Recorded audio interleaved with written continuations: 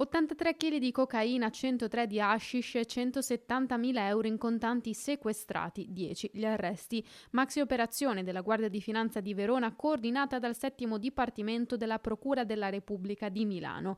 Le 10 persone coinvolte, tutte appartenenti a un gruppo internazionale specializzato in traffico di droga, provengono dal Nord Africa e per le quali il GIP del Tribunale di Milano ha emesso un'ordinanza di custodia cautelare. Un'organizzazione che sarebbe ramificata tra Belgio, Paesi Bassi e Italia.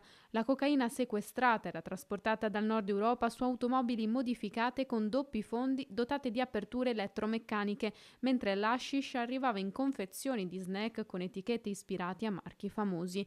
Le sostanze stupefacenti, una volta in Italia, venivano poi stipate in 2 garage nell'Interland milanese, utilizzati come depositi per la distribuzione sul territorio, da cui partivano anche le consegne per la piazza veronese.